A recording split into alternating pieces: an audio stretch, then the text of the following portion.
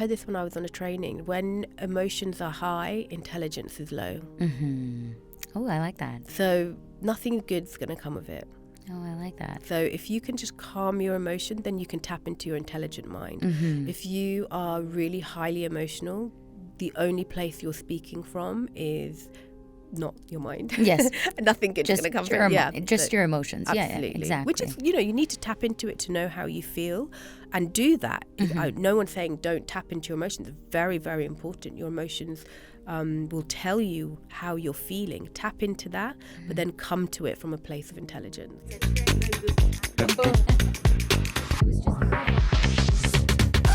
Welcome back. It's a brand new episode of Tell Me Why. This is Maria Botros. Tell Me Why is a Gulf News original podcast. For our returning listeners, it's always lovely to have you on the show and, tuning in, being part of the conversation, sending in your suggestions, your topics, your questions on podcasts at gulfnews.com. We bring in the experts. They help us explain whatever it is that you want to know more about. And and we just want to answer your questions. We just want to tell you why. Today, I have Noona Nafousi with me, who is an executive career coach. Is that correct? It is correct. Thank you so much. I'm so honored to be invited. Thank you for having me. It's lovely having you. And such a lovely smile, at this point of the day, midday, when with all the traffic that you were stuck in, you still have a lovely smile. So that's great. Thank you. Noona, honestly, when someone says they're a coach, like a life coach or a career coach, I'm always lost. I don't necessarily know exactly what they do or what they have to offer. And this is exactly why I want to have this conversation with you. I want you to tell us a bit more about what you do and what you bring to the table, basically, when someone approaches you. Yeah, I love that question because a lot of people think, is a life coach a therapist Mm-hmm. or, what's the difference, or a psychologist? Yes. So basically for coaching, the difference is coaching is very much about where you want to be. Mm-hmm. So people will come to me. I mainly work with people who are quite senior executives, and they're really high achievers. They've had so much in their career that they have achieved, but they're just, something doesn't feel right. They want to get to that next level, and it could be they've lost a bit of their confidence, or they don't even know what that next level is, or they want a promotion but they just feel a bit like they don't know where to go. Mm-hmm. And I guess coaching, difference to therapy or a psychologist, is it's very much about tell us where you want to go, Mm-hmm. and then we will put in the steps to go there. So it's holding someone accountable, but it's really uncovering what's holding someone back from getting to that next step. And normally it's the things that we discuss are limiting beliefs, mindset, how we're talking to ourselves, what has happened to get you to this. But it's very action orientated. It's very moving forward, and seeing what blocks are there that are stopping you. So I kind of bridge the gap. I get them to really be clear on where they want to get to, and then I take away all the blocks mentally to allow them to get there. Well, that's really nice, because I feel like sometimes, we can come to that self-actualization where, okay, we know something's up, but we might not know the means. Yeah. So you sort of help, you do help facilitate that for people, and you sort of guide them. Yeah, guide them. And one of the things which I really like to explain is have you heard of blind spots? No. So it's a little bit like you like don't in driving, know. While you're driving, exactly. That's all I know. Yeah, that's a good one. Like when Okay. you're driving, there's a blind spot that you just can't see. Right. And most of the time, when something is holding us back, we've got a blind spot. Okay. It could be a belief that we're holding. It could be something that had happened in the past, and we keep having this story and narrative going on, and it served us for so long, but now it's actually hindering us. So I like to kind of put a mirror to that blind spot, and suddenly they're like, oh my God, I didn't even know that that's what I was doing or what I was thinking. Now it all makes sense. And once you see it, you can never unsee it. And then that's why I always say the work that we do together, it's an investment you're gonna have for the rest of your life, because you uncover these blind spots, and suddenly everything becomes clearer. Yeah. And you can see like, oh, okay, that's why I've been acting like this or feeling like this or speaking like this. So it's a really empowering way to discover more about who you are and what it is that's stopping you from getting to where you want. Right. So it's sort of like finding the root cause of what's causing the bigger problem, I guess. I mean, like, you can sort of see the obvious ones, but there are other ones, like you said, the blind spots that you don't necessarily recognize or see. And sometimes it's not even that it's uncovering problems. Sometimes it can be uncovering what it is that you really desire. Right. And sometimes we hold ourselves back from what we desire because we think it's not possible, or we think we're not worth it, or we're not enough. And so we won't even let our mind go to the things that really is our, it's like a desire, it's like a goal, it's like, it's not a problem. It's like, oh my God, why am I not living the life that I want? Yeah. And then the blind spot uncovers that. So just following up on that, what do you think is the main reason why people limit themselves? Like, what do you think one of the main reasons that holds people back? Is it fear? Is it, I mean, I speak for myself. Maybe it could be fear of failure. I don't want to explore something else and fail at it. Yeah, I would say. Everyone has their own unique standpoint. Right. But what I always say is, how is not getting there serving you? So some people say, I want to be more visible, but I'm just too scared to do it. The fear. Well, how is that fear serving you? And they look at me like I've grown two heads.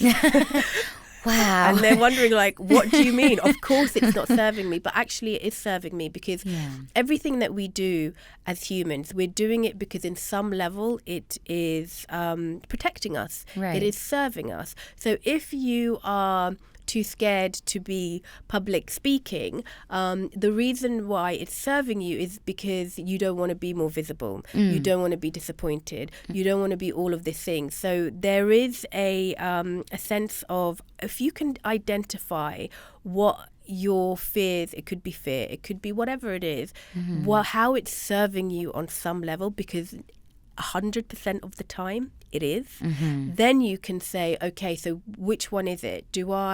Is serving me by not going for my dreams, serving me because it means that I won't get disappointment? Is that disappointment bigger than my desire?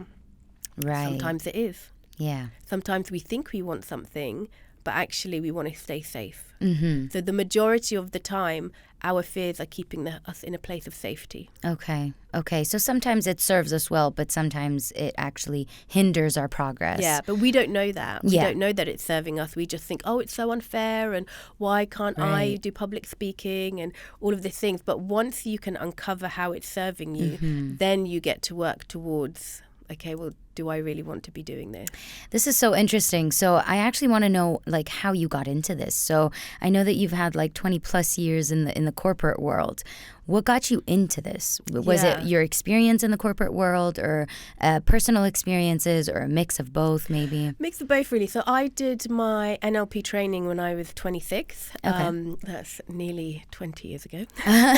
Showing my age. Doesn't show. Thank you. Let's be fair. So I did my NLP training when I was 26, and it just blew my mind because I did the qualification, then I did my master's, and it just, at that age, I'm so glad I did it when I was so young, because it literally gave me a new pair of glasses to view the world.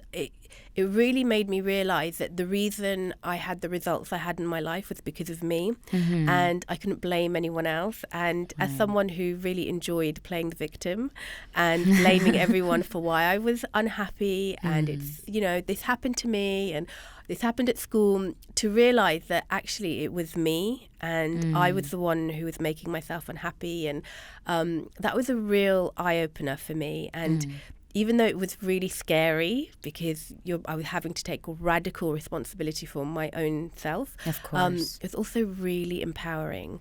And at the same time, I was like, wow, this is pretty big. So then I started my career when I was 20 in recruitment. I've always ever been in recruitment. I was a headhunter, and I did that up until 4 years ago.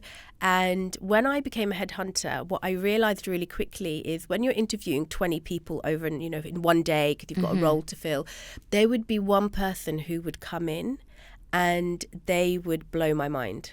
And I would remember them. And so I started getting really obsessed, like, what was it about that one person What's who that walked quality in? Like, that what, they like, have? Yeah. You would remember them. Yeah. And then I realized it was that they had a real inner confidence, but they trusted themselves. And they were always the candidates. So even if they didn't get that job, I'd remember them for another job. Of course. And so I started studying these people and started wondering, what is it? And it's like, it's magnetic. Like they have this energy about them that it's being really comfortable in their skin. It's the way they talk to themselves. It's the way they trust themselves and all of this stuff. So then what would happen is I would get people coming for a job who I knew was right for the job, but they lacked in some confidence. So I started working with my candidates and saying, why I'm sensing that you don't think that you're going to get this job. And they're like, no, I don't. So I'd start coaching them. And then they would get the job. And so I became an excellent recruiter and a really good headhunter. And then during COVID, I got made redundant. And I just thought, okay, the bit that I enjoy the most in my job is the people side and the coaching side. So in 2020, during COVID, I decided to set up my own coaching business. Yeah. And I feel like you're one of many people who I've heard decided to open up their own thing during COVID, and it actually helped them excel rather than, like stop them from doing what they want. So I find that it's finding the opportunity even in the hardest times, which makes us, excel, I feel. You mentioned this a couple of times of how we speak to ourselves and how people lack that confidence sometimes. And you mentioned it about yourself and like, being real with yourself and, sort of like stopping at that point in time and saying, no, it's not the people around me. I am not the victim. It's me. But how do you do that without putting yourself down? Or affecting yourself negatively? Yeah, it's a really good question. And the thing is, I think people have this idea that like, oh, I just want to be happy, and that they're not comfortable with any other emotions other than happiness. So they don't want to feel anger or frustration.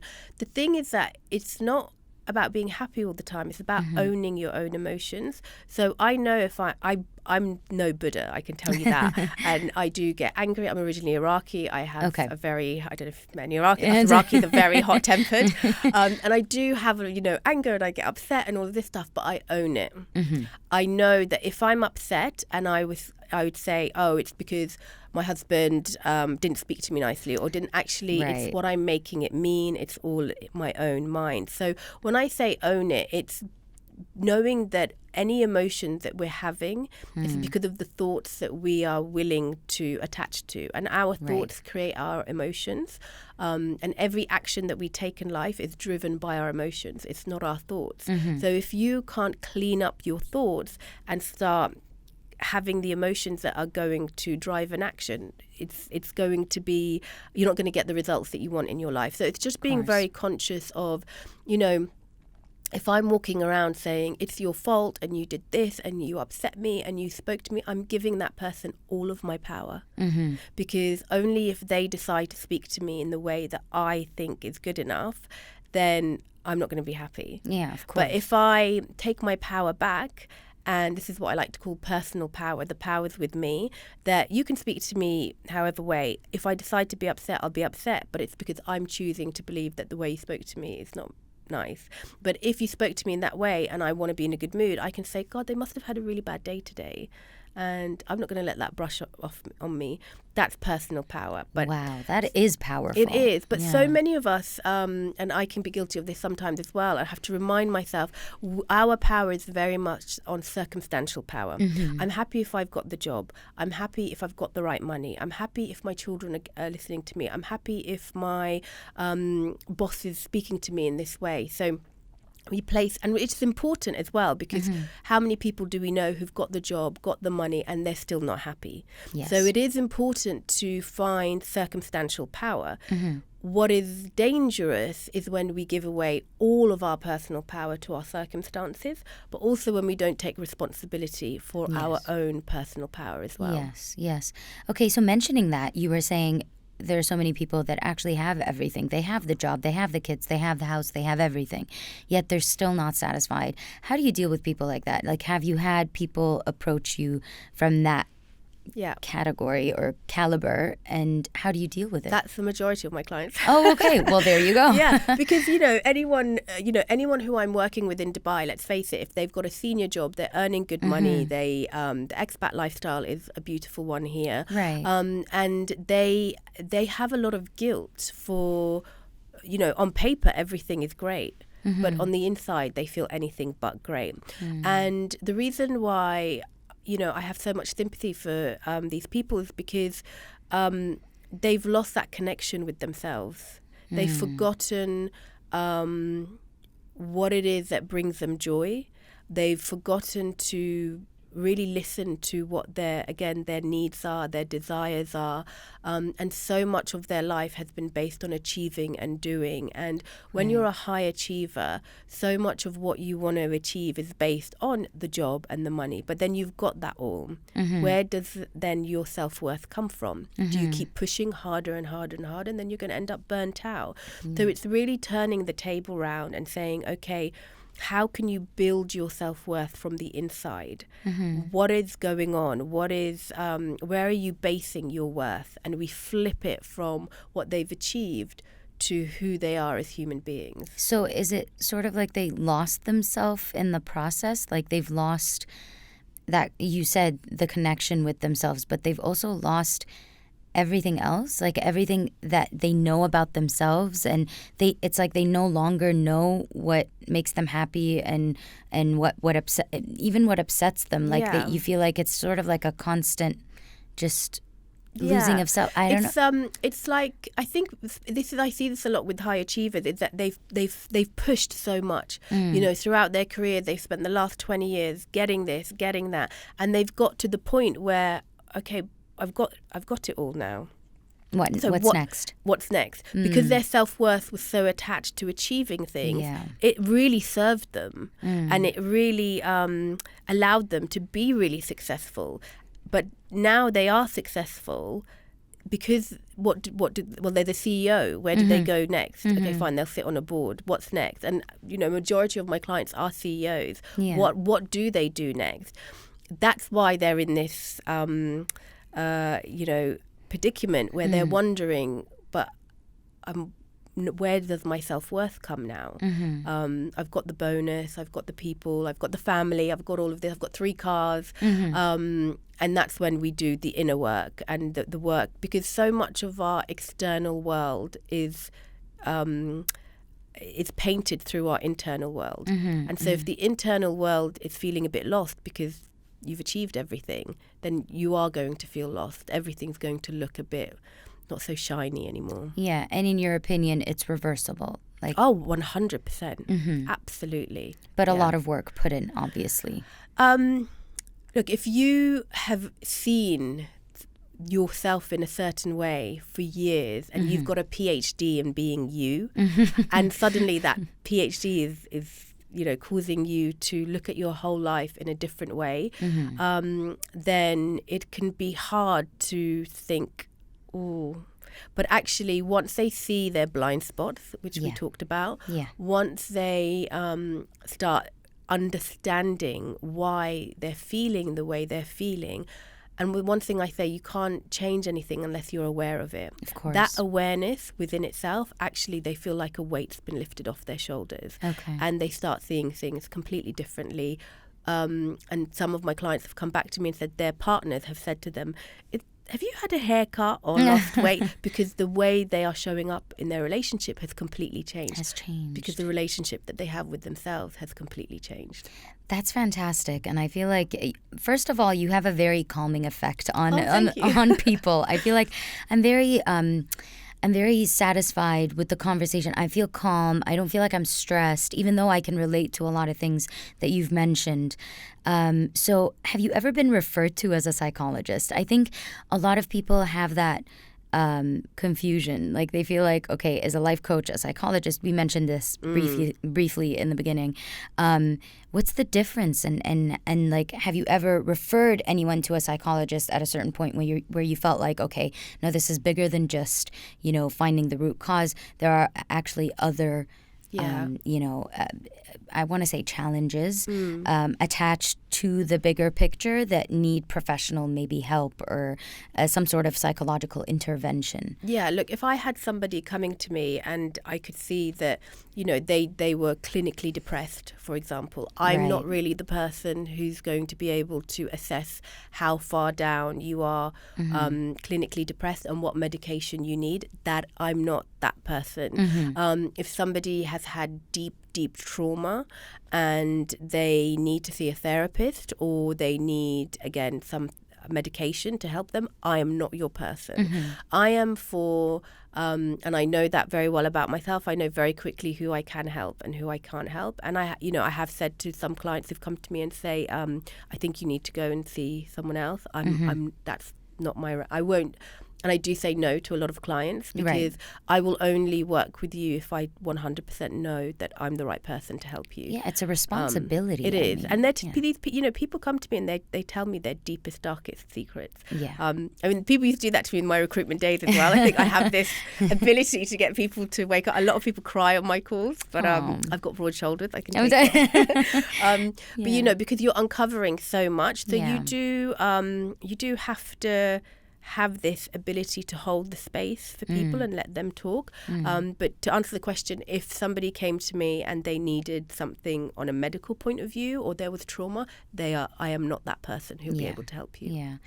Yeah. So mentioning people coming forward and, like trying to get some help, can you tell us some success stories? Yeah, I can. So one of my, a client who I'm just so proud of what they did, they came to me because they were working as a finance manager and they really wanted to get promoted, and then eventually their dream was to be a CFO.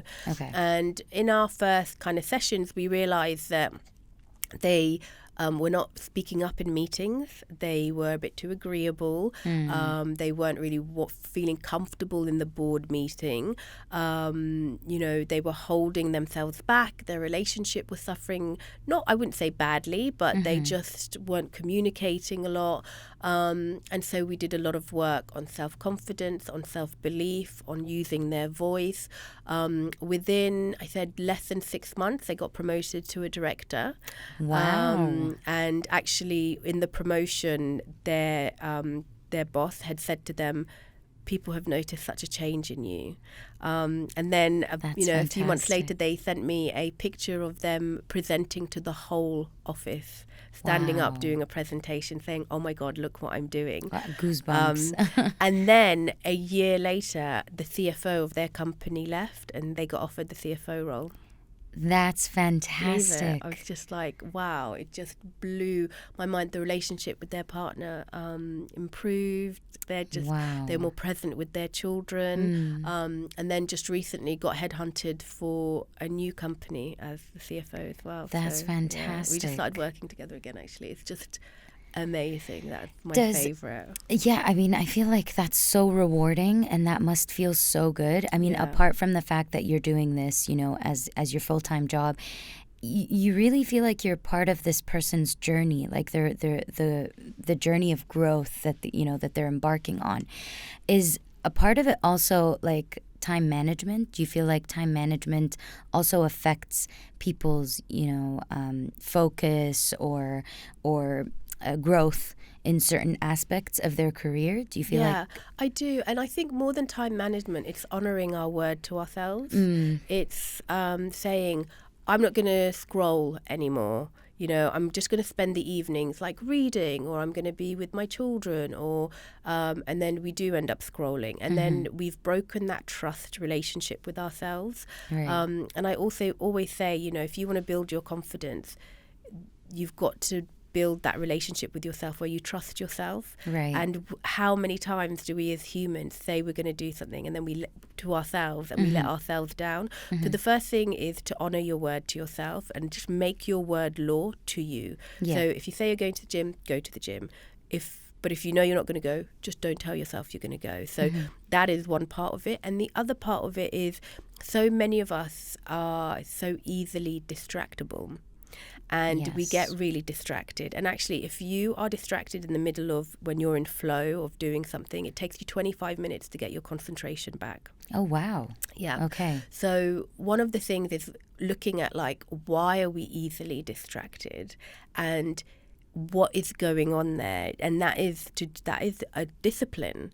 And how disciplined can we be with our mind? That I always say, if you're in the middle of writing a piece or doing something, and you want to look at your phone, just give it 10 minutes. 'Cause nothing's going to happen in those 10 minutes, but the concentration that you will get. So much as time management, yes, but I think that comes from discipline of the mind and honoring our word to ourselves. And all of those lead into better self-confidence and feeling I really like that. Really good about yourself. I really like that, honoring your word to yourself. I think that's a good takeaway from today. Have there been instances where the person who's come to you for guidance, where their personal life is actually affecting their career and affecting their growth? And how do you deal with situations like that? Because, I mean,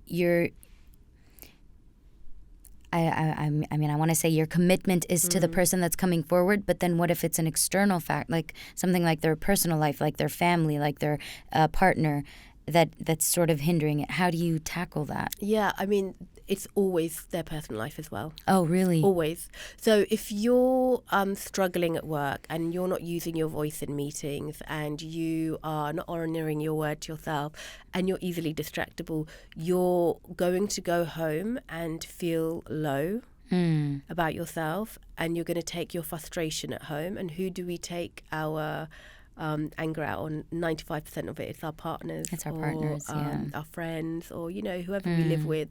So it's always affected. But if I ever have a client, and I do, who say to me, "Oh, my husband's really annoying me," or "My wife's really annoying me," I'm not there to coach their wife or husband. Exactly. I can coach them. And it only takes one person to change how they're showing up in a relationship for the relationship to change. Okay. Because it's a dynamic, it's a dance, it's an energy.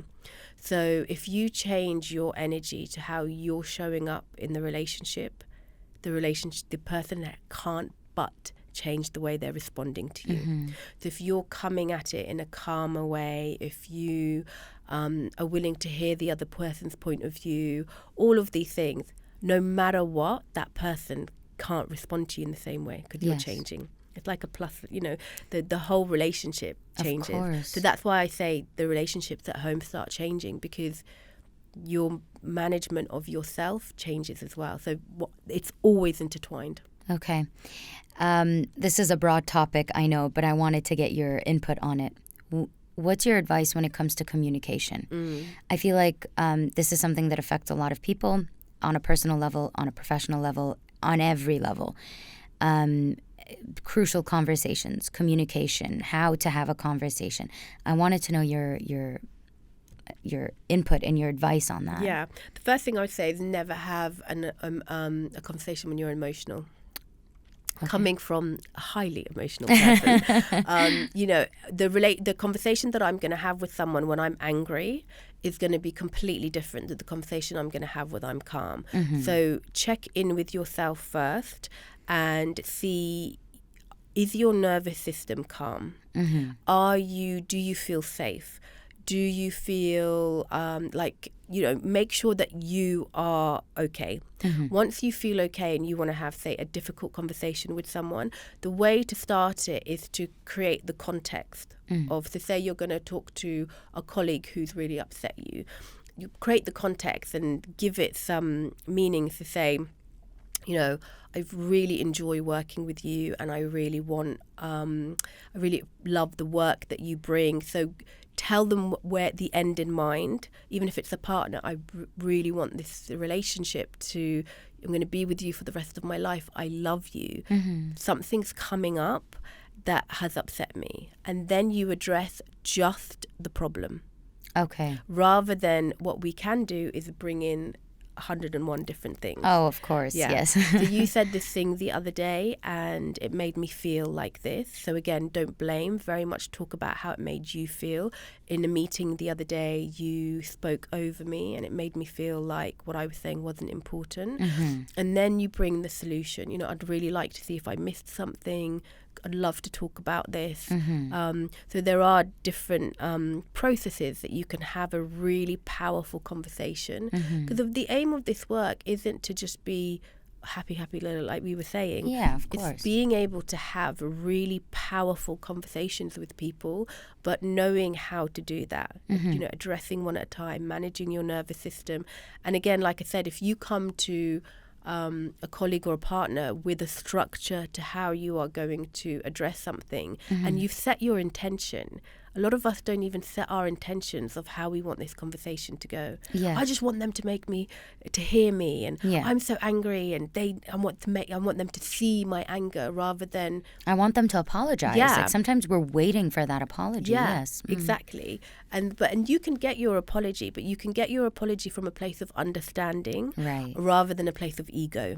And that's where you can set the intention, like I want to be understood, and that would be my biggest tips on communication. I really like that. I think stepping back is always good, because sometimes when we're emotional, we may act irrationally, I want to say. I think always. I think always.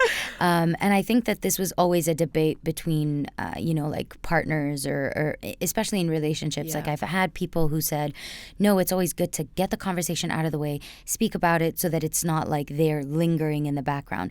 But sometimes you just need a minute. Like you need some time to calm down, reassess the situation, as you said, put it all into perspective and really think about how you want to approach this rather than just, blurting out whatever it is that you have. Yeah, because the thing is, when I heard this when I was on a training, when emotions are high, intelligence is low. Oh, I like that. So nothing good's going to come of it. Oh, I like that. So if you can just calm your emotion, then you can tap into your intelligent mind.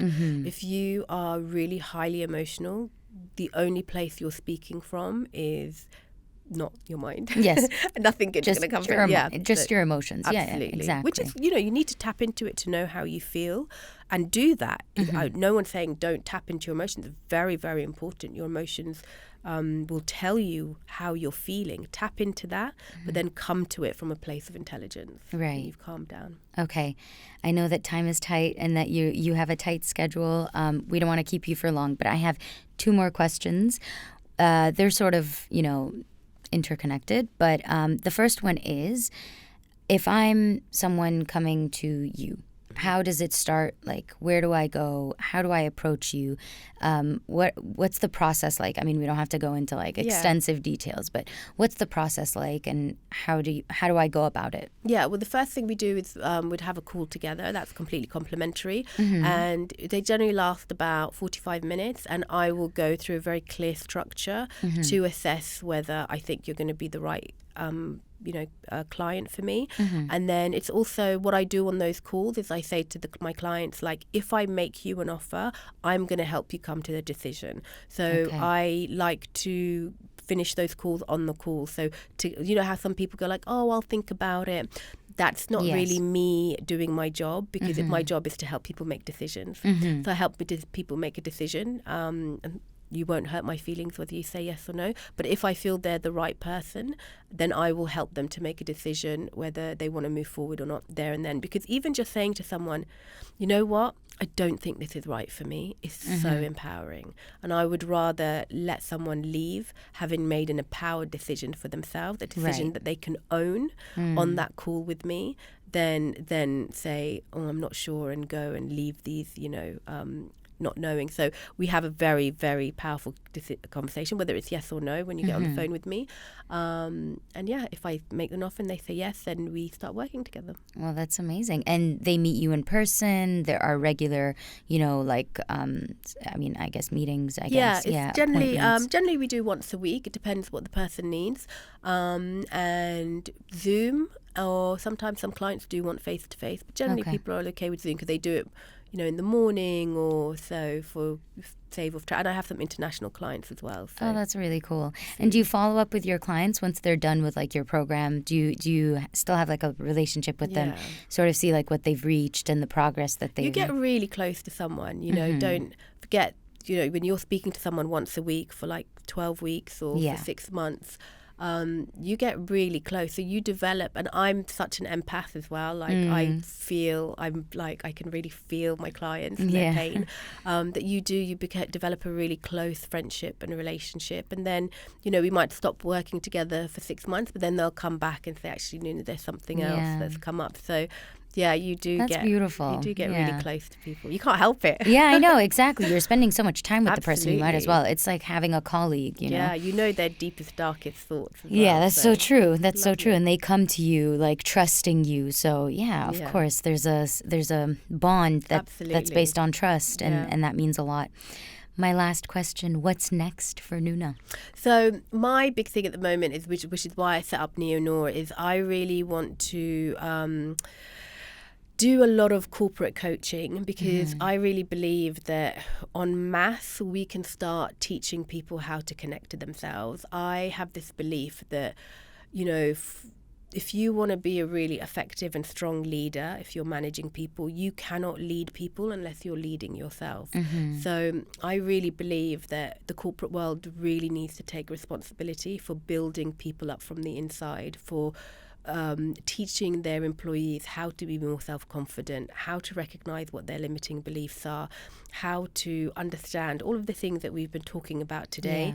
Because you can teach someone all the strategy in the world, but if they don't have a belief that they can do the job, it's never going to work. If someone believes that they can do it with zero strategy, they will do well. So imagine if you've got the belief, you've got the confidence, and you've got the strategy, companies are going to have so much more productive employees. Transformational, of course. Yes. So that's my aim, to transform the corporate coaching and training in the corporate world. Love it. Thank you so much for coming on, and thank you for the lovely conversation. And we'd love to have you back if there's something new and interesting that you'd like to talk about. Absolutely. So you're more than welcome. And yeah, thank you so much. Thank you so much, Mia. I really enjoyed that.